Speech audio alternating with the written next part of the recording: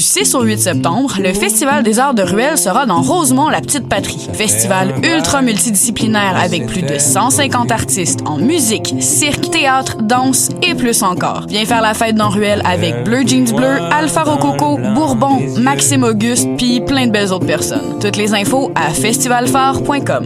J'ai beau avoir du poil au cul.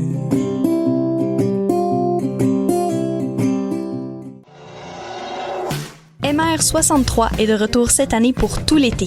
Venez profiter de spectacles intimistes dans des wagons du métro de Montréal jusqu'au 15 septembre prochain. Tous les samedis 20h, retrouvez une foule de talents locaux comme Mélanie Venditti, Du, Bourbon, Lille, Sarah Pagé, Nao et Tambour. Plus d'infos au mr63.ca.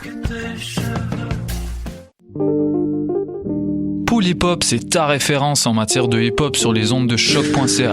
Chaque semaine, entrevues, chroniques, actualités et mix thématiques te seront présentés dans une ambiance décontractée. Le meilleur du hip-hop, ça se passe chaque semaine sur les ondes de choc.ca.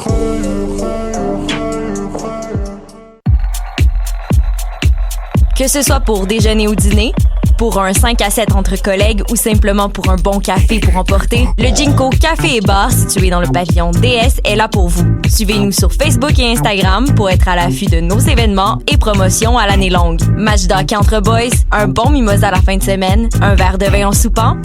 Jinko Café et Bar.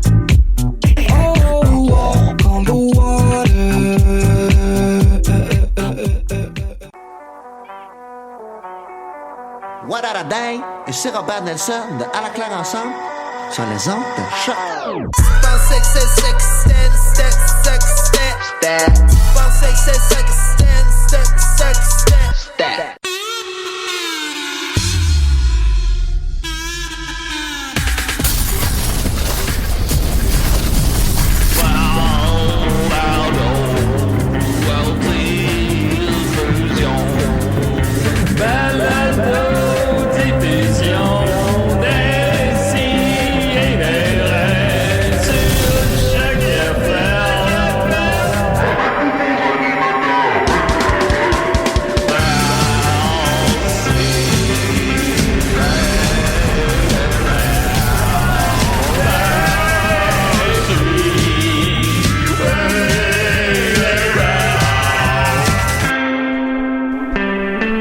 J'ai crémé le péteux d'un chien, pis c'est pas... T'as quoi? Crémé le péteux. Crémé le péteux. Ben voyons donc. C'est illégal, ça, Julien. Ben, je savais pas que c'est illégal. Attends, là, il y a une question. Est-ce tu malade, ce chien-là? Si tu... Il était empaillé, on va dire ça de même. Il était empaillé, puis... On vient de te sauver. Tu sais, une pommade qu'un vétérinaire t'a donnée avec une... Ouais, j'ai crémé le péteux avec une pommade que... Non, il était empaillé, puis c'était pas une blague, là. S'il est empaillé, c'est illégal? Ben là, je pense pas. J'arrête de brûler mes prochaines phrases. S'il est empaillé, c'est illégal? Oh, t'en as! Hey, on t'en a! Oh mon Dieu Seigneur, on t'en a! Hey, c'est... Je suis en train d'écouter le sous-écoute avec Charles Beauchesne, puis là, je suis rendu puis Catherine Etier, puis je suis rendu au moment où il s'interroge sur est-ce que c'est légal de faire un prince Albert à un babouin empaillé? Ah, bon. Il n'y a rien d'illégal.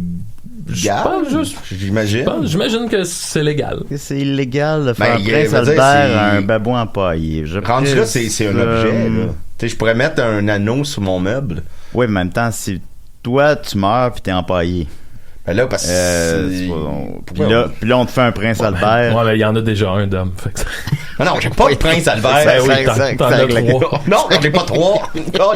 Ça règle la question. Le pédigree, c'était pas suffisant pour vous autres. Non, il y a trois princes Albert. Oh mon Dieu, on est en onde. Décidérez, très content. 390e épisode, on a vérifié. J'ai écrit à Will, on est rendu à combien d'épisodes? Okay, là, j'ai le chiffre exact. Oui. C'est le 399e. Hey! Donc, la semaine prochaine, c'est le 400e. Et puis nous autres, on peut pas être là. Non, puis les Pigbois sont en show. À Caraquette. À Caraquette. Festival rien. Nicolas et Marianne ne sont pas en ville non plus. Marianne ne sera pas là, exceptionnellement. Fait que je sais pas qu'est-ce qu'on va faire. On travaille là-dessus. On cherche des idées, on va trouver. Ben, des fois, un anniversaire comme ça, c'est une bonne occasion d'être seul, puis de J'ai pensé en plus, je pensais à ça récemment, je me suis dit je pourrais faire l'épisode tout seul. Prendre un peu de temps pour soi. Mets des bruits de vagues, puis dis que t'es comme genre sur la mer en dérive. Je me dis je pourrais comme être seul puis raconter ma vie. Un songe. Pendant 1 heure. Moi je pourrais appeler pour faire Néron, mon mime. Oui, tu peux appeler pour faire le mime. C'est sûr. On va trouver, sinon on prend vos suggestions, écrivez-nous, je sais pas, on verra. Puis tout ça, bon. la 100e, on l'a comme vraiment bien fêté. Après ça, la 200e, excuse-moi Maxime, la 200e, après ça, ma blonde me laissé, fait que là, j'étais comme triste, fait que là, on n'a pas fêté pantoute. On a reçu Maud Landry, que j'ai réinvité hier, parce qu'elle sort un film bientôt, fait que je disais, tu reviendras pour ton film, tout ça. La 200e, on l'a pas fêté. À 300e, on a fait le spécial robot, qui était pas très bon, malheureusement. Le spécial robot? C'était dans le futur, c'était un spécial dans le futur. Ça devait être une de mes idées. Non, c'est pas grave, là. On peut l'échapper, là. On n'est pas payé, là. Mais c'était comme pas notre meilleur. Fait que. Mais c'est bon, la 400e, au pire, là, c'est pas. T'es obligé de stresser avec ça. Je sais pas. Mais bon. Ça serait bien épouvantable. C'est ça. Qu'on se force. C'est con. ça serait l'enfer. Pourquoi célébrer 400 quelque chose? Non, c'est sûr. Tu disais quelque chose, Maxime? Oui, tu sais, Néron pourrait appeler, là, si jamais t'as besoin de main forte. Mais si jamais tu sens que t'as besoin d'eau moulin, peut-être que Klaxon pourrait appeler. J'aime ça que Klaxon appelle. Mais on s'entend que ça meuble pas 20 minutes. Après 1 minute, là, t'as pas mal fait le tour. Il aura probablement fait caca jour-là. C'est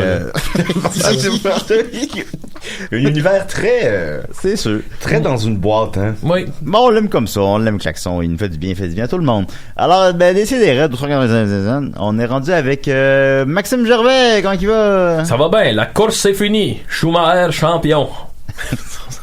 Ça vient... Moi, je sais c'est quoi. Ouais, Dom, il sait c'est quoi. Bon, moi, je sais pas. Il y a personne d'autre qui sait c'est quoi. On regarde ça de même? Ben oui. On regarde ça de même. La course c'est fini. Et on est avec nous Dom Massy, comment il va? Ça va bien. Un peu fatigué, j'ai pas beaucoup dormi cette nuit. Hier, c'était le... J'ai dormi chez moi pourtant. Oui, mais j'ai vraiment pas beaucoup dormi, peut-être 1 heure, 1 heure et demie. C'était le party staff de Ars Moriendi. Yes. Et Simon Pratt, j'avais organisé toute une fête. On présentait un numéro. Et merci Simon, on était très bien reçus. C'était très agréable. On a vu très belle soirée. Puis vous avez beaucoup improvisé dans votre numéro, plus qu'à l'habitude. Tu sais, c'est comme... Je sais pas comment l'expliquer, mais il y a comme un renouveau de saison en humour. C'est-à-dire qu'on a comme arrêté de faire de l'humour au Festival Comédia, qui est pas si loin, mais après ça, il y a comme tout le temps, puis j'en parlais avec Maud Landry aussi, qui était présente, il y a toujours une espèce de creux de vague, de début de rentrée, puis il faut casser notre rentrée. Puis hier, je pense qu'on l'a fait avec beaucoup de plaisir. Ouais. Mais c'est ça, t'as les idées diffusent un peu, tout est un peu plus slack. Puis habituellement, on aurait fait une petite répète avant, puis là, on était comme fatigués. On a fait go with the flow. Mais je crois... Non, mais ça a très bien été malgré tout, bien évidemment, mais puis on a parlé de Lorena... Comment? Mais je sentais Loretta Bobbitt. On a parlé d'elle. Mais tu sais, je sentis, je vous connais par cœur, puis je vous sentis plus... on se laisse aller. Il y avait un peu de ça. Mais je pense que le public avait oui, fun aussi. Ça a été malgré tout. On jouait avec ça. Puis, oui. Mais tout le monde, je voudrais juste saluer mes confrères qui ont été sur le show. Maud Landry. Il y a eu Charles Beauchesne, Isabelle Sazville, puis Simon Delille, puis nous autres. Ben oui, Simon Delille, je l'ai invité pour qu'il vienne à Box Office, là, et je l'ai invité pour l'épisode de Rambo. Il écoute chaque semaine, semble-t-il, le podcast. Puis là, Rambo, il sort dans 2-3 semaines. Dans 2 semaines. The Last Blood, mais il semble-t-il que ce serait pas The Last Blood. J'ai hâte qu'on en parle. Je comprends pas. Et, c'est que Stallone il a dit que si le film pognait, il va y avoir un autre Rambo. Ce qui est un peu plate parce qu'on nous vend un peu la mèche que Rambo va pas mourir durant le film. J'aurais pas cru qu'elle allait mourir non plus, mais j'ai l'impression, moi, je fais du box-office, mais en tout cas, mais j'ai l'impression, je vois plus Rambo. As-tu vu la bande-annonce, Maxime? C'est comme Batman, là. Non, mais je vois plus, c'est plus Rambo, c'est Stallone. Ouais. Le dernier Rambo était Rambo, mais tu sais, le dernier Rambo qui s'appelait Rambo, c'était un Rambo. Tu le sentais, l'énergie du personnage, qui était plus l'énergie du personnage du 2, mettons. Ouais. Mais là, lui, le 5, avec son chapeau de cowboy, puis... c'est comme John McClane dans les derniers Die Hard, là. Ouais. C'est plus John McClane, c'est Bruce Willis. Bruce Willis. Avec il y a même pas de camisole, il porte un genre de chandail serré. C'est pas ça qu'on veut. c'est quoi ça? Non, s'il y a un acteur qui fait pas d'effort, c'est Bruce Willis, là. J'espère qu'il nous écoute pas, là, mais ça a l'air. Il a déjà appelé à l'émission. Il a déjà appelé à l'émission. Salut, je suis Bruce Willis. Il doit avoir des questions pour moi. Non, il a fait l'effort. Mais Kevin Smith, on l'a sûrement déjà dit à l'émission, mais Kevin Smith dit que c'est le pire style d'acteur que... Tu sais, il va faire il a l'air d'une merde, Mettons qu'il va avoir... Moi, je veux pas qu'on fasse des diffamations à l'émission, là. Sortez pas de quelqu'un du placard, là. Faites pas... Mais tu sais, les acteurs hollywoodiens, on s'en calisse, là. Ils écouteront pas, là. Bruce Willis, il a l'air d'une... À Montréal, il est très déçu d'entendre tout ça. Bruce Willis, il a l'air d'une merde, là. Pour vrai, il a l'air d'une merde. C'est dans l'UQAM. Particulièrement, j'avais remarqué dans Death Wish, qui est un film qui... je l'ai bien prononcé? Death Wish. Tu l'as bien dit, qui est un remake d'un film de Charles Bronson. Ça serait Death Wish. Death Wish. Qui est un remake d'un film de Charles Bronson. C'est un film de revanche. Tu sais, c'est un homme qui sa femme se fait violer et assassiner, et sa fille. Puis tu sais, c'est une émotion qui doit t'habiter, là. C'est quelque chose qui t'habite, puis Charles Bronson le faisait bien. Puis dans le remake, c'est Bruce Willis. Puis ça n'a pas de sens comment il joue pas. Il joue pas, il a le sourire. Genre, il y a des petits sourires des fois. Le film, il est super gros aussi, pro arme à feu. Tu sais, il nous montre des meubles, puis c'est vraiment des meubles qui existent pour cacher des guns. Tu sais, là, c'est vraiment la libération de cet homme-là se fait avec les guns. Il n'y a aucune émotion. C'est pas un homme qui était brisé par la vie, là. Ben, c'est là, on l'aura au box-office, mais c'est vrai que, en fait, les films d'action récents, par exemple, Angel of Fallen, que j'ai pas vu puis que je verrai peut-être jamais. On va se taper ça un après-midi. Bon, on va écouter les 3 quand même sur Netflix, c'est sûr à 100%. Ces films-là d'action sont comme très pro-NRA, présentement. Il y a quelque chose, c'est comme des films qui font la glorification des armes constamment, qui fétichisent les armes constamment. Mais metteriez-vous John Wick là-dedans ou? Je mettrais pas John Wick là-dedans parce que j'ai l'impression, parce que Keanu Reeves est ben trop beau. Mais les propos sont trop beaux. Mais je pense que John Wick est, mais blague à part, je pense qu'il est beaucoup plus conscient de ce qu'il est. John Wick est c'est comme du méta-cinéma un peu, là, parce que ça le sait que ça n'a pas d'allure, là. Ça le sait que ça n'a pas d'allure. Dans le dernier, mild spoiler alert, il se fait couper un doigt, puis c'est pas grave, ça a comme pas d'allure, là. Tout a pas d'allure, tout est plus gros que ce que... Ouais, il y a quelque chose de très western aussi, quelque chose de... je trouve que c'est des westerns modernes, puis ça s'inscrit dans un genre. Mais quand ton genre, c'est la glorification des guns... là, c'est pas un genre de cinéma, c'est une idée que tu véhicules, mais tu sais, un western, il y en a des guns. Il y en a des guns partout, comme dans John Wick. Mais c'est pas un message pro-gun, tu sais. Ah non, mais je pense pas, c'est ça. Je pense pas. John Wick, c'est trop gros, c'est un cartoon. Il y a personne qui va sortir une arme après avoir vu John Wick, là.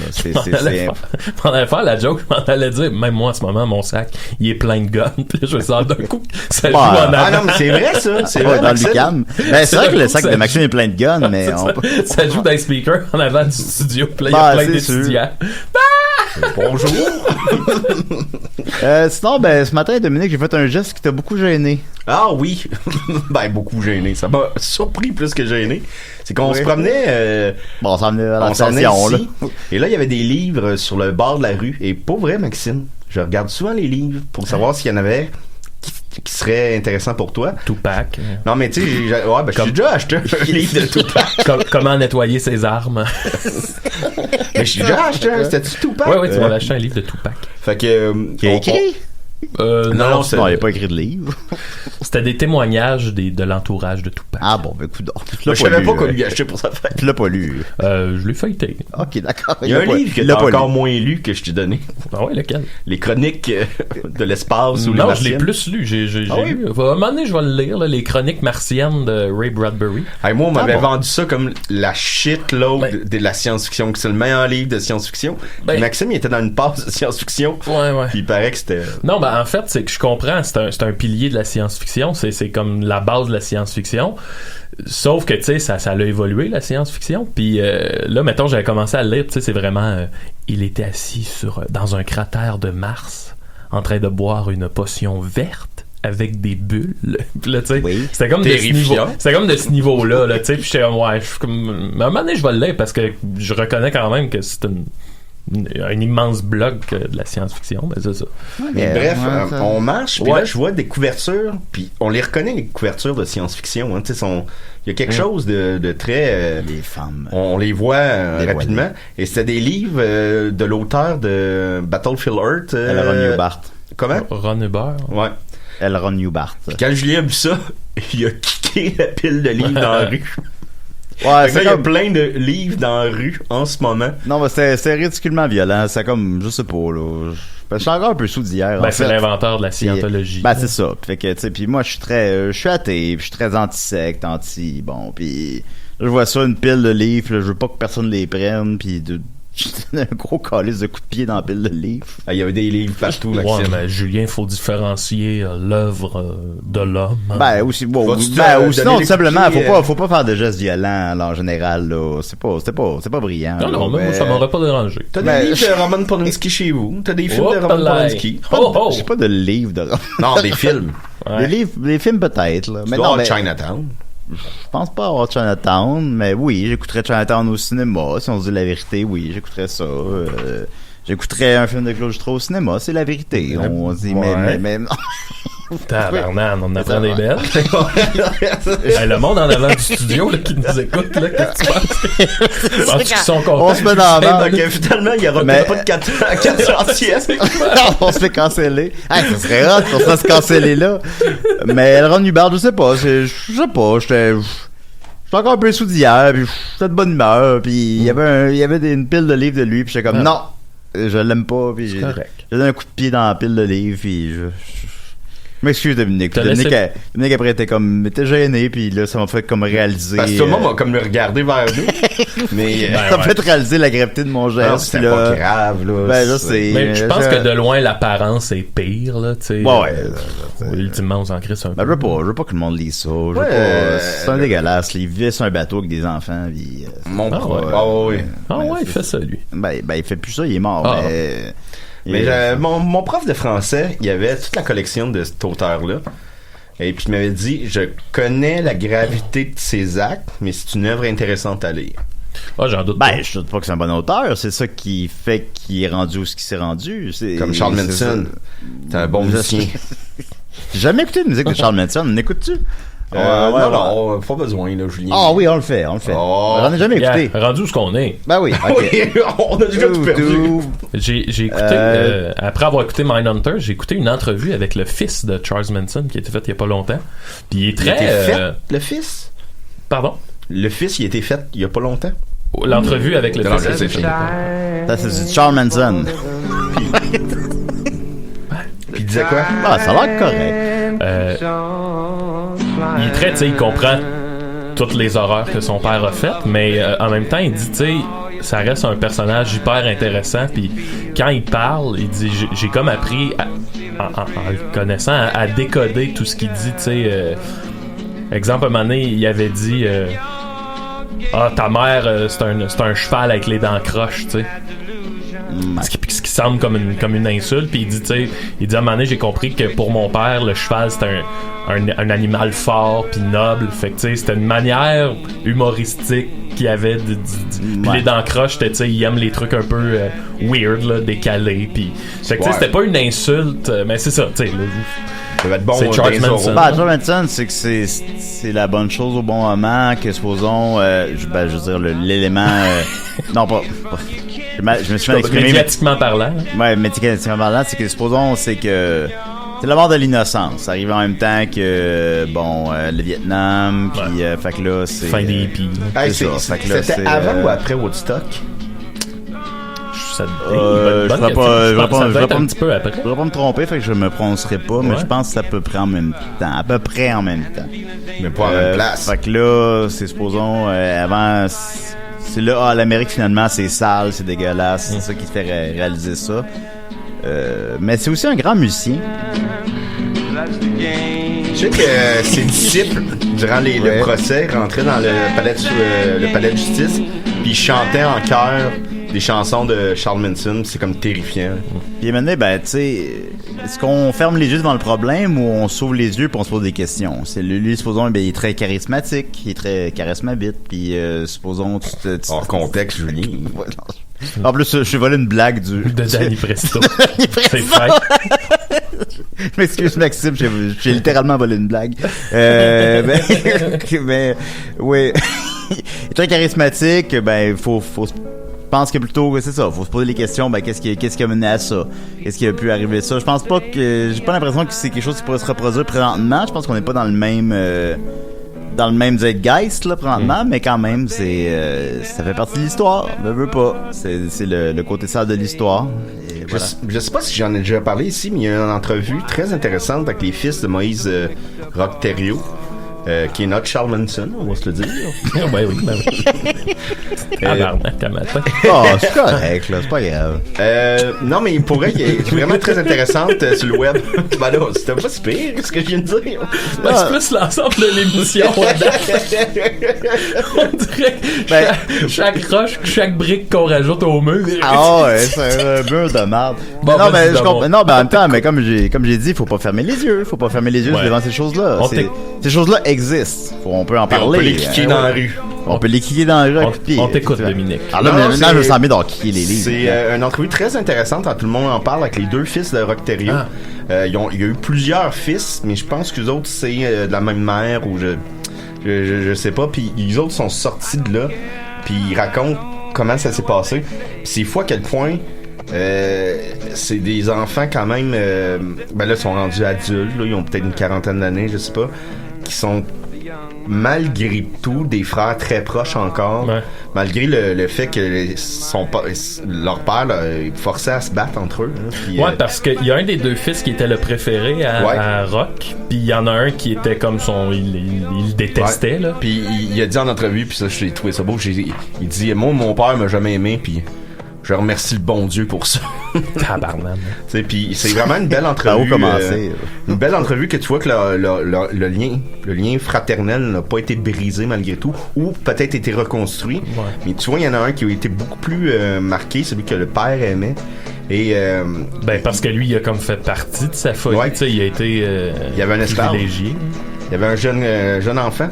Il était enfant, puis il y avait un enfant esclave pour lui. Puis à la télévision, tout le monde en parle, il fait son meilleur coup de pas, il dit je m'excuse de tout ce que j'ai pu te faire.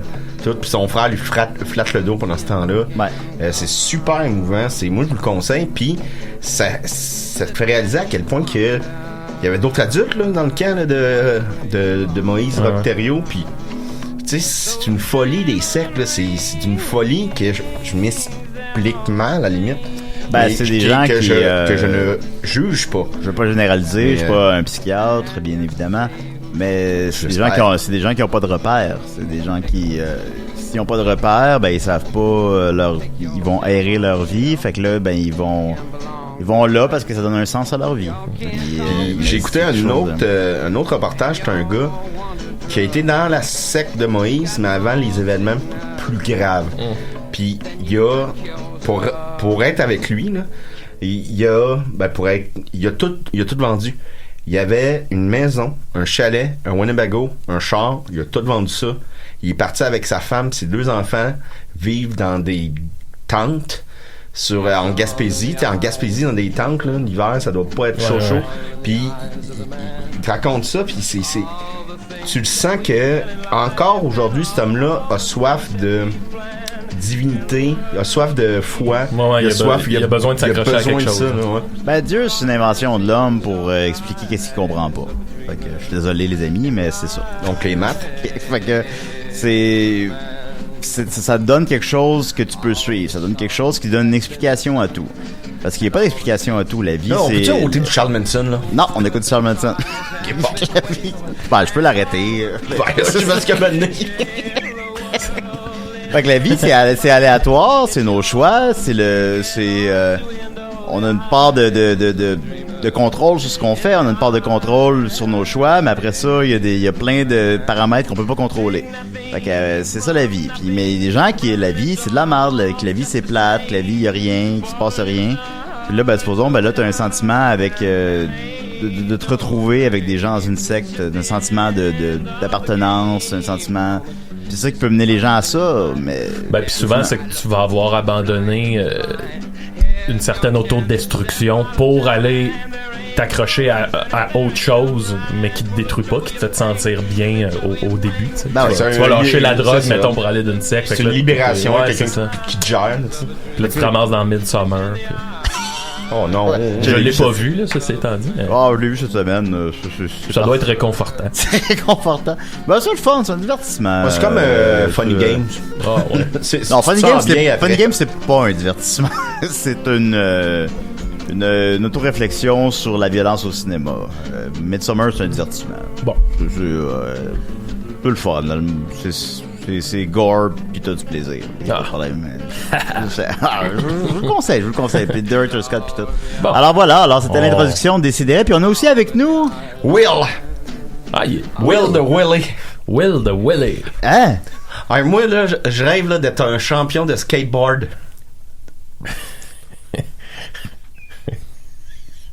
Ça fait 25 minutes qu'il est là. Attendez, là, j'ai amené ma planche. Ben oui. Voulez-vous que je fasse des tricks? C'est sûr. 25 minutes qu'il est là, pis qu'il parle pas. Will the Willy. Ben mon vrai nom, c'est Danny Bouchon. J'ai peur que ce soit Carla Molka. Au moins, c'est Will the Willy. Will the Willy. Mais mon vrai nom, c'est Danny Bouchon. Mais là, c'est ça, Will the Willy, c'est mon nom d'artiste. Comme Bam. Danny Bouchon. Oui. Fait que pas ma tourne de vous faire des tricks. C'est comme Daniel Boucher, mais.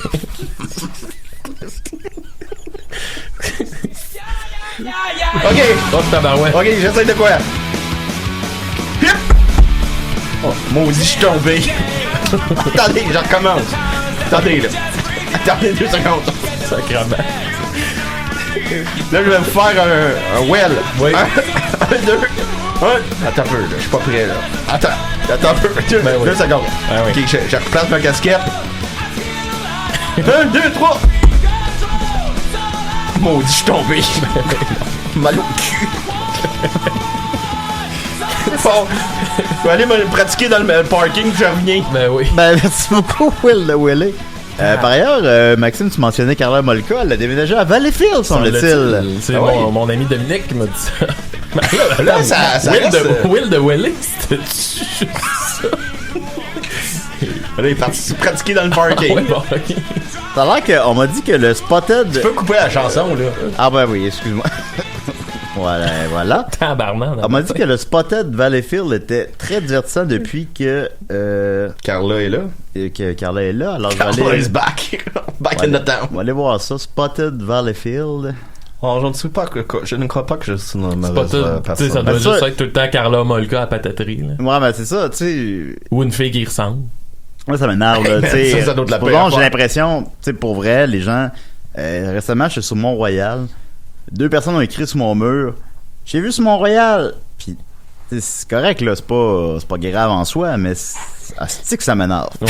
Mais. Lâchez-moi, tabarnak, là. Dites pas. Tu me croisez à quelque part, l'écrivez pas là sur Internet, là, tu sais. Fait que je me dis, si moi je vis ça, puis je vis une fraction de ça, là, je me plains, mais tu sais, je me plains pas tant que ça, là. Qu'est-ce que Carla Molka doit vivre? Je prends pas sa défense, mais vous comprenez ce que j'essaie de dire. C'est genre, elle doit être partout, chaque déplacement qu'elle fait. Fait que je vais essayer de regarder ça. Mais quand même, là, mettons, là, tu sais, je sais de quoi a l'air Carla Molka, mais j'ai pas une image si claire que ça, là, tu sais. Pour moi, c'est une femme blonde, assez grande. Moi, à ça mon va pas avis, plus loin que ça, là, ce qui est le plus caractérisant de Carla Molka, c'est ses yeux. Tu sais, elle a comme des yeux tombants. Fait que ça se met des lunettes fumées. Ben, ça doit être un ami à moi disait que le seul luxe dans la vie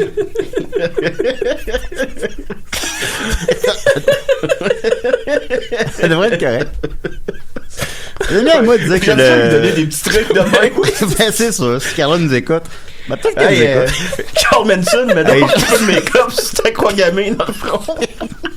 Ben, il est décédé l'année dernière, hein. Au revoir, Doux Prince. Mais, je devrais écrire des livres pour comment les assassins devraient être incognito en société. Bien dans ma peau. Hey, Moïse, range-toi la barbe.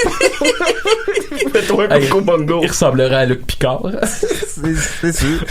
Luc Picard qui se fait harceler. Je sais plus ce que je voulais dire. Fait qu'on va continuer avec, on continue avec Maxime. Non. Ben oui, c'est comme ça. Alors, je vais prendre, ben, je sais pas.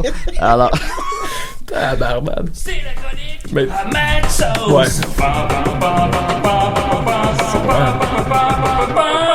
Voilà, une introduction de 30 minutes. Hey, je vais avoir de la misère, là. OK. J'ai plein d'affaires à vous dire. Je vais faire tout de suite mon retour sur ma dernière chronique d'il y a 2 semaines. Je vais vous parler d'un phénomène que peut-être que vous vivez des fois, les gars. Moi, des fois, quand on fait bien des shows, qu'on a bien des projets qui nous rapportent beaucoup d'amour. Tu sais, exemple, on a fait Sous-écoute il y a pas longtemps, il y a 2 semaines à peu près. D'ailleurs, je pense qu'il sort lundi. Ah ouais, je sais pas. Mais j'ai vu votre photo. Est-ce que, je veux pas t'interrompre, Maxime, mais est-ce que je pense que ceux qui ont fait aux Comédiens vont sortir avant. Ouais, j'ai l'impression. Ben, j'ai vu une photo de vous autres. Ouais, la photo, ça disait non, mais n'oubliez c'est pas juste... qu'ils sont sur Patreon. Ouais, non, c'est ça. C'était pour vendre le Patreon. Moi, je pense qu'il sort dans genre au bas mois, 2 mois. Ouais, parce que je pense que ceux du Comédien, effectivement, vont sortir avant plus grand public. Là. Fait que, ouais, dans ces périodes-là où on reçoit beaucoup d'amour, puis en même temps, il y a une grande fatigue qui s'installe, on dirait que je deviens très... émotif, j'ai comme une boule d'émotion, tu sais, qui veut pas sortir. Puis tu sais, j'arrive pas à pleurer ou à faire sortir ça. Je sais pas si ça vous fait ça, vous autres. Tu sais, maintenant, je suis bien fatigué, puis là, tu reçois tellement d'amour que des fois, je prends ma douche, puis je suis juste comme assis, puis il y a de quoi qui marche pas, puis ça peut durer comme un 3-4 jours de même. C'est comme un super drôle de feeling. Moi, je pense que je suis plus proche de mes émotions que toi, là, dans le sens que je suis très sensible, très... je pense que beaucoup de mes problèmes de vie sociale sont associés à ce que je prends des trucs trop personnels ou tu sais, je suis très sensible, je pleure souvent malgré que je suis macho là. Ben, t'es un gros bébé aussi. Puis non mais oui je le sens ça, puis je pense que ça se projette plus sur moi une espèce de cet amour-là, on dirait que c'est comme un gâteau soufflé, puis à un moment donné, il s'effondre, tu sais, puis là tu pose plein de questions sur la vie ou moi j'en ai parlé à mon psy et supposons parce que nous ce qu'on fait, on a le privilège qu'on reçoit des gros highs d'amour que personne vit là. Les gens vivent pas ça. Ben Martin et Matt là, mais tu sais mais monsieur tout le monde vit pas ça. Personne vit recevoir 200 messages d'amour en une journée, personne vit ça. Nous on vit ça. Puis le problème c'est que c'est ça, il faut pas s'accrocher à ça. Il faut être bien en général. Faut être bien au quotidien, à tous les jours. Faut vivre les petits bonheurs de la vie. Là. Faut juste être correct. Faut pas s'accrocher au bonheur, en fait, en d'autres mots. Parce que c'est ça. Nous, on vit ça. Si on fait un show devant 800 personnes, puis qu'il y a un... José vient nous dire qu'on est bon, puis on a un standing, puis puis là, c'est un esti de gros high qui au final remplit aucun vide. Voilà. C'est plate, mais c'est ça la vérité, les ça, amis. Ça remplit peut-être l'accomplissement. L'accomplissement. Oui. C'est beaucoup mieux, ou c'est beaucoup mieux que si on se faisait huer, là. mais c'est ça, ça remplit pas, c'est pas ça. Il faut le bonheur au quotidien, il faut le bonheur, faut juste être correct tout le temps. Faut pas s'accrocher à ça, disons. Bon, je suis tout à fait d'accord avec toi, mon ami. Bon, c'est mon psy qui disait ça. Je suis d'accord avec ton psy. Mais bref, j'avais ça il y a comme 1 semaine et demie à peu près, une espèce de trop plein d'amour, puis c'était comme si des émotions que j'étais pas capable d'exprimer, puis que je sentais juste que j'avais une boule d'émotions, pas nécessairement négatives, là, juste des émotions qui étaient dans moi. Fait que je me suis dit, faut que ça sorte. Et là, on venait de parler, c'était après ma chronique sur le fait qu'on allait peut-être avoir un chien, et que j'ai parlé du chien dont j'ignorais le nom à l'époque, mais qui était le Akita Inu. Ah! Mais ça doit être Linda qui te l'a appris. Non, c'est parce que tu m'as parlé du film dont on ignorait le nom à ce moment-là, le film Hachi avec Richard Gere. Et là, moi, je me souvenais, tout le monde avait dit c'est le film le plus triste au monde. Fait que je me suis dit, Chris, cette boule d'émotion-là que je suis pas capable de faire sortir, ben, je vais écouter Hachi, puis on verra ce qui va arriver. Fait qu'un beau, je pense que c'était un dimanche après-midi, je me suis installé, j'ai trouvé Hachi sur Internet, qui est, j'ai parti ça, puis tu sais, en gros, l'histoire, c'est ça, c'est très... c'est très très vie quotidienne. C'est un monsieur qui trouve un petit chien, puis tu vois juste sa vie de famille qui passe avec son. Il y a pas vraiment d'histoire outre qu'un monsieur qui a une relation avec son chien, puis avec sa famille. Mais pas comme Julien au début de l'émission. Là. Non. C'est quoi j'ai dit au début de l'émission déjà? Oui, j'avais enclin. Ouais. Puis bon, dans spoiler alert, là, si vous voulez pas savoir l'histoire, avancez un petit peu, là, mais à un moment donné, Richard Gere meurt et le chien est tellement attaché à son maître qu'à tous les jours, il va attendre à la station de train où il avait l'habitude d'aller chercher en attendant que son maître revienne. Puis c'est comme ça, puis c'est vraiment triste, là, c'est comme crissement efficace pour faire puis j'ai braillé ma crise de vie là pendant comme 45 minutes, j'ai juste puis je pleurais, mais ça a tellement fait du bien là. Fait que je conseille à tout le monde là, si vous avez des émotions que ça sort pas, vous savez pas quoi faire, écoutez Hachi puis passez tout ça là-dedans. Mais pourquoi tu nous appelles pas dans ces temps-là? Parce que moi je vis ça, c'est ma manière. À ta manière. Maxime m'y appelle pas, Dom m'y appelle. Ouais. Mais j'allais pas mal. Comprenons-nous bien, là, j'allais pas mal. C'était juste, comme je disais, c'était causé par trop d'amour. Parfois, pleurer, c'est sain, là. Souvent, j'ai mal exprimé. Pleurer, parfois, ça fait du bien. C'est ça que je voulais dire plutôt. J'ai eu des bonnes peines, j'ai eu des mauvaises peines, mais j'ai eu des bonnes peines. Ça fait du bien, il faut que ça sorte, là. Ben oui, puis tu sais, comme je dis, là, j'allais pas mal, là. Pour moi, je sais que c'est pas aussi simple que ça, mais je pense que de l'émotion, qu'elle soit négative ou positive, en quelque part, ça reste de l'émotion. Fait que ça, à un moment donné, ton sac d'émotions, il est juste trop plein, puis faut comme que y a-tu tu sais, t'es musicien, y a-tu une chanson que t'as écrite dans cet esprit-là, qu'il fallait que ça, y a une émotion qu'il fallait qu'il sorte?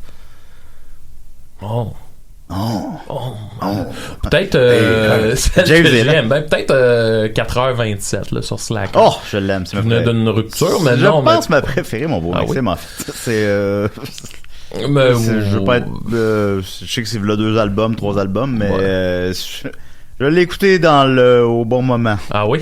Puis elle frappe à la bonne place. Ouais. Je pleure moi souvent en écoutant La Magie parce que puis La Plage parce que ça me rappelle Julien. Puis là pas moi. Non. Je sais en pensant j'ai le goût de pleurer, mais ça a été les 2 disques qui m'ont fait vivre mon deuil de Julien. Qu'est-ce que tu faisais par Julien pour l'auditeur? Julien, c'est un de nos amis qui est décédé du cancer. Julien Levac, qui était la meilleure personne au monde, qui avait 2 petites filles, qui n'a pratiquement pas connu sa deuxième, puis c'est tellement abstrait parce que c'était un de nos très bons amis. On en a parlé souvent, mais je vais faire ça rapidement. Mais c'est qu'il habitait à Trois-Rivières. Fait qu'on le voyait pas tout le temps. Fait que son décès, c'est pas... Tu sais, mettons, si vous décédez, les gars, on se voit quasiment à chaque jour. Ça va être un coup de couteau. Tu sais, ça va être... Mais là, Julien, c'était comme abstrait. Puis les albums à Maxime qui traitent de ça, comme tu disais un peu au podcast de Tom Levac, c'est comme des albums jumeaux un peu. Puis La Plage me fait beaucoup de peine, puis La Magie me réconforte, mais ça me fait de la bonne peine, genre. Fait que c'est comme ça que je l'avais interprété aussi, c'était comme les 2 périodes. Le retour de la magie, je chante. Non, ok. Ouais. Mais j'avais interprété comme ça. Non, mais le retour de la magie, mettons la chanson titre, là, le retour de la magie, je trouve qu'il y a une belle, une belle image de il faut vivre avec ça. Ouais. Mais la vie continue, tu sais. Moi, celle qui a été tough, là, c'était celle qui s'appelle J'ai choisi la fin, là, qui parlait du fait que Julien avait décidé il a choisi l'aide à mourir. Puis, tu sais, c'est une toune qui dit j'ai pas choisi comment je me suis rendu là, mais j'ai choisi de me rendre là. Puis, celle-là a vraiment été tough à écrire parce que c'était un peu de se mettre à sa place. Là, le narrateur, c'est lui, là. Fait que, il y avait de quoi de. Je me sentais un peu. en l'écrivant, mais celle-là a été vraiment tough, mais c'est ça. Pas mal ça que j'ai il y a un syndrome d'imposteur aussi, j'imagine, un peu. Tu dis. Ta vie va bien, tu sais pas. Tu mets à la place de l'autre, puis t'es pas lui. OK. Gros matin, les boys. Un film qui fait pleurer, c'est le premier film sur lequel j'ai pleuré, c'est Le Tombeau des Lucioles. Oui, le dessin animé. Dessin animé. J'avais jamais pleuré sur un film avant. C'est pas arrivé souvent par la suite. Puis j'avais écouté ça avec ma blonde de l'époque, Andréane. Puis j'avais écouté ça à la maison, puis à la fin, j'ai comme explosé en pleurs. Ah ouais? C'est ben trop triste. Ouais, j'ai pas le courage d'écouter ce film-là. Ah, mais c'est bon, c'est bon. Puis il est sur YouTube en entier. Fait que si vous voulez l'écouter, c'est un film japonais. Je partagerai pas le lien sur la page parce que tu sais, faut pas faire ça, là, mais il est sur YouTube. Là. C'est-tu japonais ou c'est japonais? C'est un dessin animé japonais.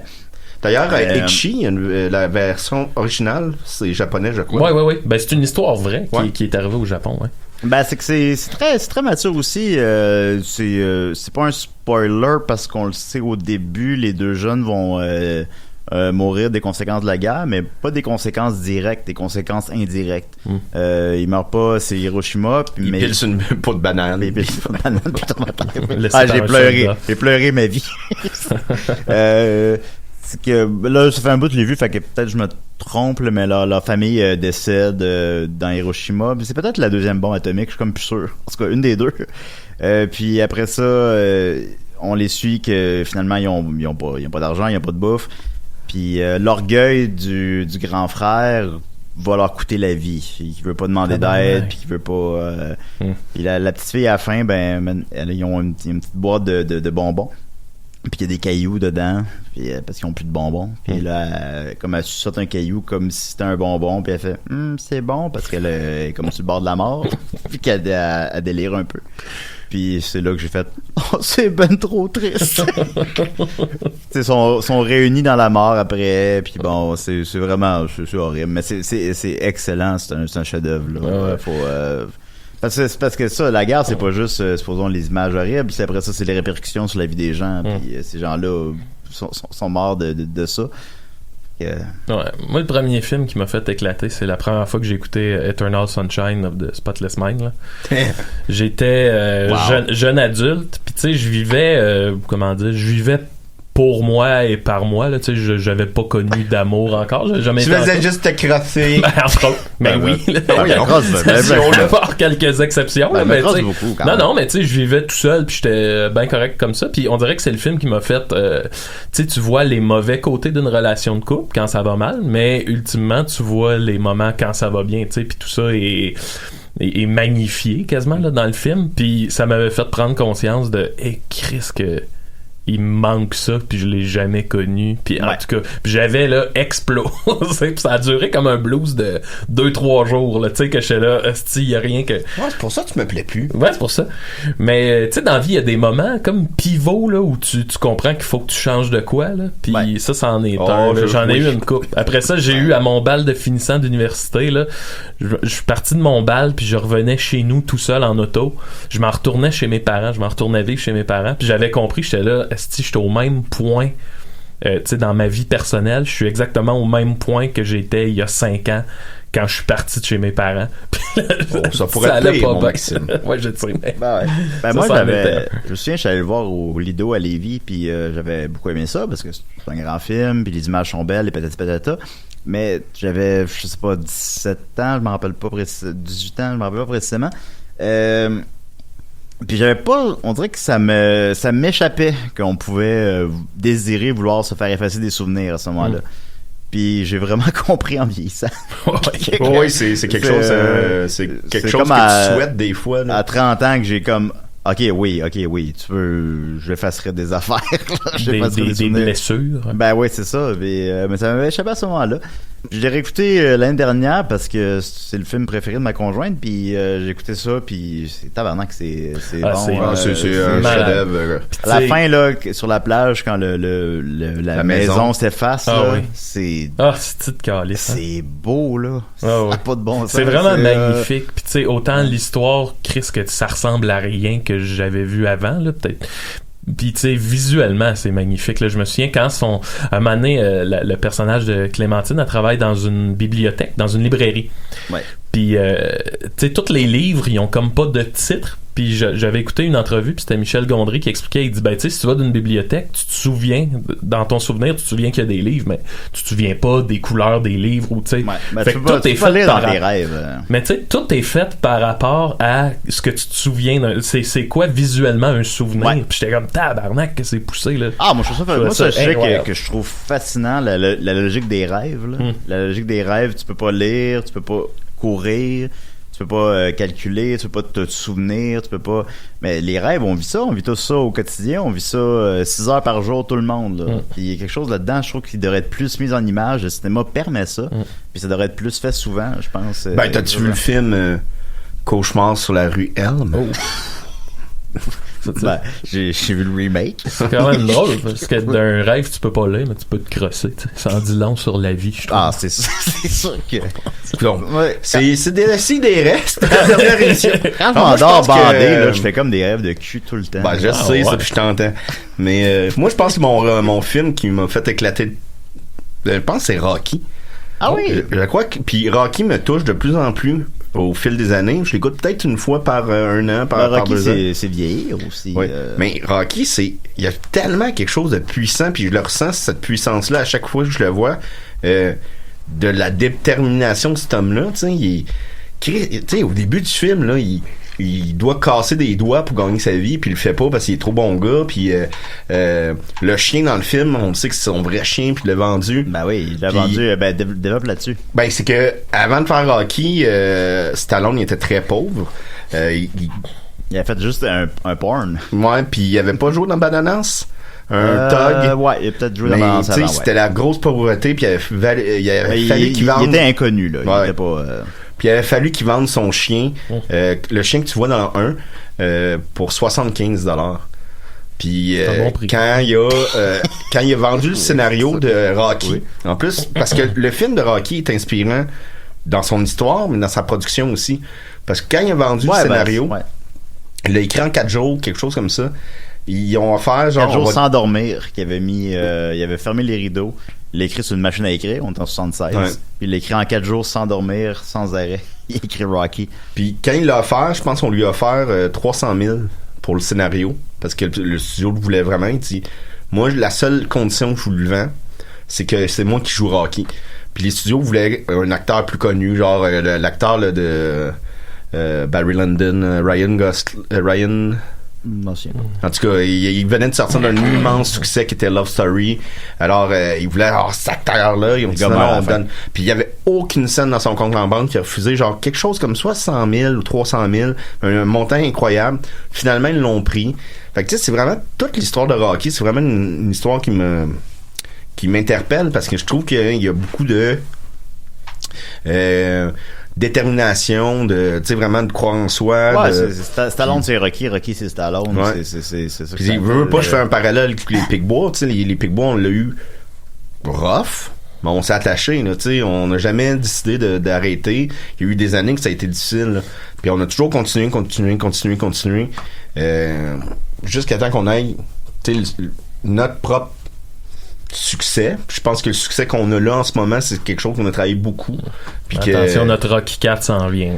Non, ça va être un long vidéoclip. Je veux faire le Rocky 4 des Picbois. Je veux dedans. Je veux faire Dolph Lundgren. Je pense que Will revient.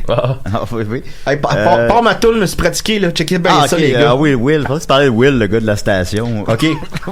Non, Will. OK, 2 secondes. Mettre Charles Manson un peu. Non, pas ça. Attends, okay. Je repasse ma casquette. OK. Ça, bon. Avez-vous vu mes souliers? OK. Attendez. OK. Ah non, maudit, j'oublie mon skate dans le stationnement. Attends un peu, je vais le chercher. Ben boy.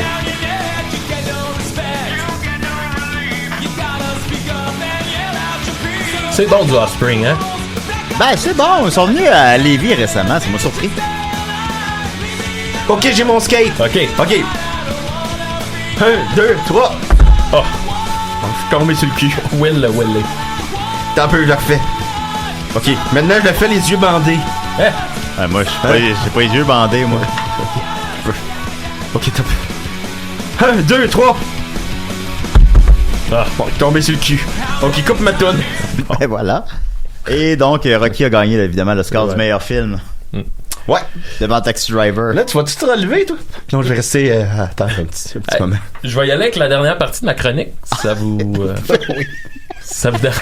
Ça vous va? Moi, je pensais que c'était bouclé, mais excuse. Je pensais que t'étais fini de ta chronique. Non, j'ai les vidéos que je t'ai fait ouvrir. Ben oui, c'est vrai, t'as fait ça. Oui. Oh, je m'excuse, Maxime. Il n'y a pas de trouble. D'accord. C'est une émission Go with the Flow. Là. On est bien. Écoutez. Je me suis vraiment fait mal au cul. Ouais, mais ça va te faire du bien, mon Will. Je pense que ça va t'inspirer. Ok, vas-y. Cette semaine, mon ami Mathieu Beauchemin m'a fait découvrir des vidéos de L'Or du Temps. Célèbre série québécoise. Tu sais, c'était pré-Chambranville. 86, selon ce que 86, moi. bon, parfait. Et c'est vraiment magnifique. J'ai trouvé 2 extraits audio là qui vont vous. Attends un peu. C'est une série d'époque? C'est pas une série d'époque. C'est une série très années 80, décor cheap. Mais L'Or du Temps, ça fait comme un peu. On dirait que ça se passe dans l'ancien temps. Non. Je te dirais que c'est un peu comme l'avant Scoop. Ça a quasiment l'air, t'écoutes pis ça a vraiment l'air le cœur a ses raisons. Ah ouais? Ça a vraiment l'air de ça. Fait que là, il y a 2 extraits, je sais pas, le premier, là, celui qui est à gauche, tu peux le mettre en premier. On y va. C'est en tout cas, vous allez voir, c'est une scène dramatique où le ton est pas clair.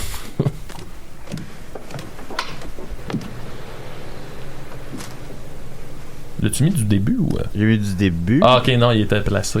Excuse-moi. Ah oui, tu l'avais placé. Ben oui. Mais là, il est à 38 secondes.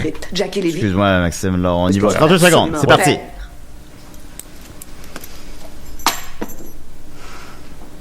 Maintenant, on comprend pourquoi? Sophie, t'as pas le droit de me juger. Pas le droit de te juger?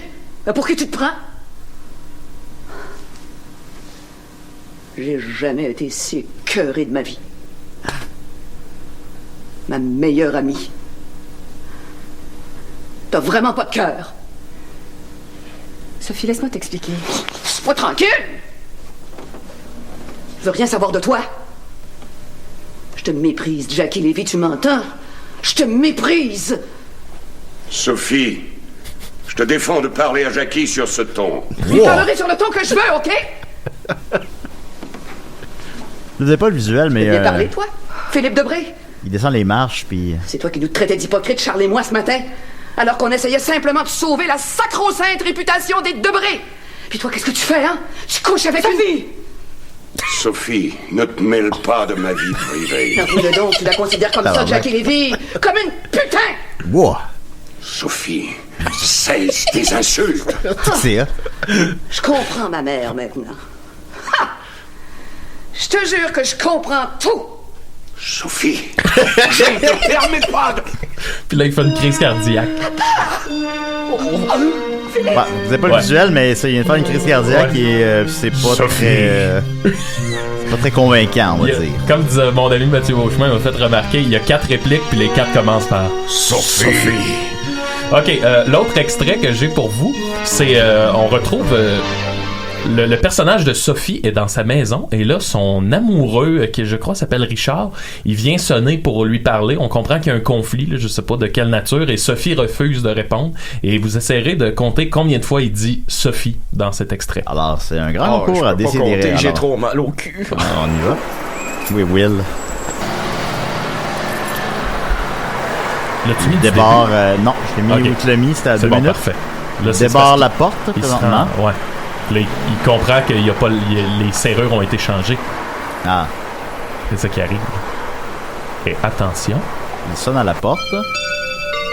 On a le même décor que dans la vidéo précédente. Dans le genre de salon de bourgeois. Il cogne à la porte.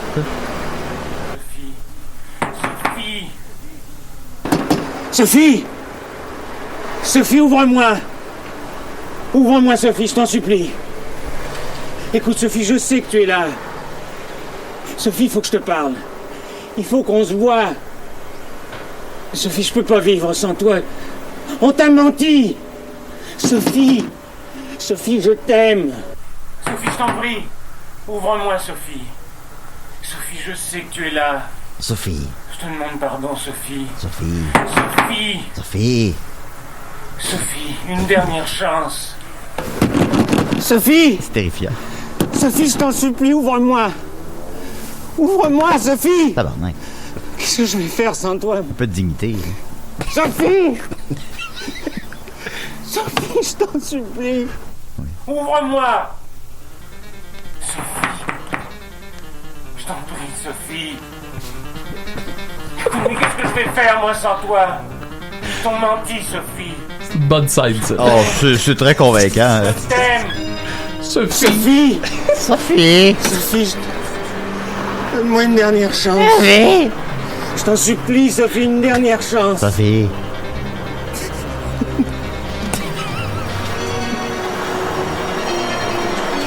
Es-tu parti? Qu'est-ce que je vais faire sans toi? Qu'est-ce que je vais faire, moi? Je fais plus rien sans toi.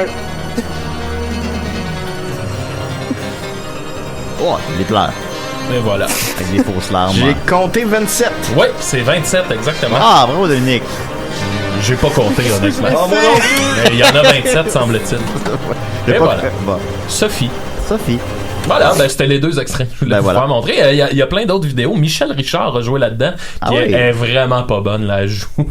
Tu sais, elle lit son texte, là, quasiment, là. Elle récite son texte. Fait que vous irez voir ça lors du temps. Plein de belles petites trouvailles comme ça. Je suis la reine de l'ordre du temps. Moi, une des vidéos, je sais pas si on a le temps, mais comment on pourrait le trouver? La vidéo, c'est Michel Richard qui roast, genre dans un gala, mettons, de la Félix, là, je sais pas. Pas à la disque. À la disque. Mettons, Marc-Michel Richard roast.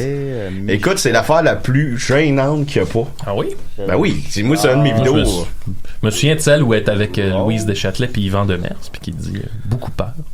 J'ai. Attends, venez voir.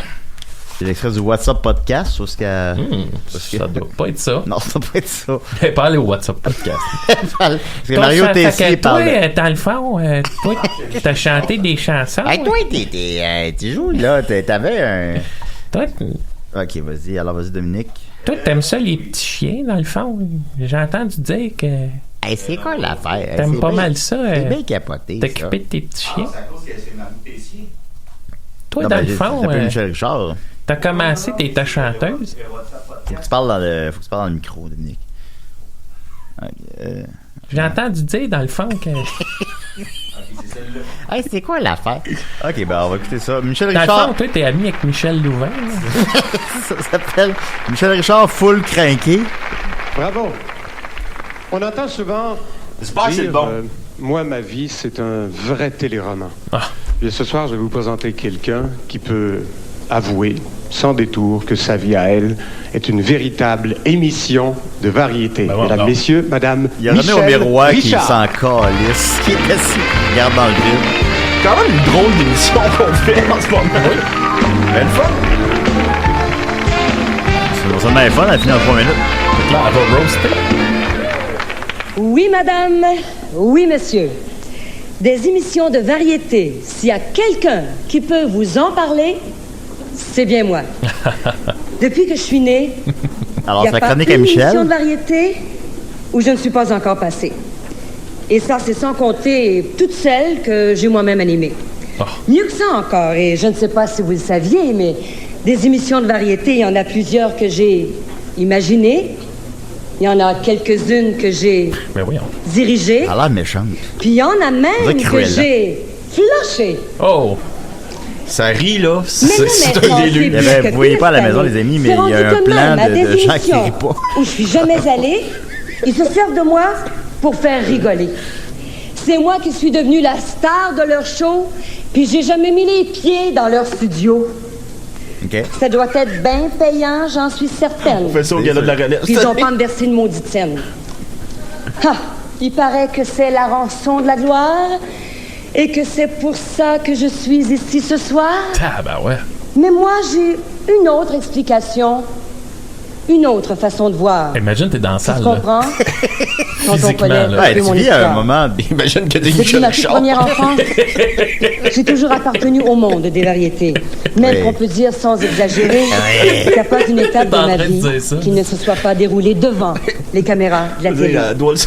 La chanson, la musique, la danse, la comédie. Je pense pas. C'est ça ma vie. Ah, elle a l'air relax, fille-là. C'est ça, les variétés. Les studios, les micros, les bravos, les photos.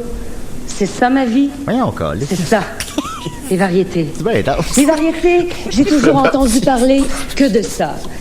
Les variétés, j'ai toujours vécu que de ça. Les variétés, j'ai toujours fait que ça. Et jamais j'ai pensé me plaindre pour ça. Pourtant, il y en a qui ont dit que j'avais exagéré l'été dernier, que j'avais fait de mon mariage une émission de variété. Personne rit, c'est... Ben, laissez-moi vous dire que vous êtes mieux de vous faire à l'idée, parce que vous pouvez pas imaginer que je suis en train de vous préparer pour le jour où on va m'enterrer. Hein? Hey, ça rit pas. Ben, ça rit à parler de son enterrement. Mais énervez-vous pas trop vite, parce que mon dernier show, c'est pas tout de suite. Non, l'émission va sonner là-dessus. J'aime trop la vie. Et si j'en profite, c'est parce que c'est moi, au fond, qui suis sans limite. Merci. Oh, OK, je comprends. Bon, c'est absolument horrible. Alors voilà, c'était Michel Richard. Merci beaucoup, Michel. Merci, Maxime. Merci, Dominique. Merci. Willy, le Willy. Je vous le donne, mon skate. J'en ferai plus jamais de cette cochonnerie-là. Alors, on l'oubliera pas, ce personnage-là, de sitôt. En 7e position. Hein? Ah non, excusez, ça part seul. Alors voilà, c'est des OK, bye. À la semaine prochaine, c'est la 400e.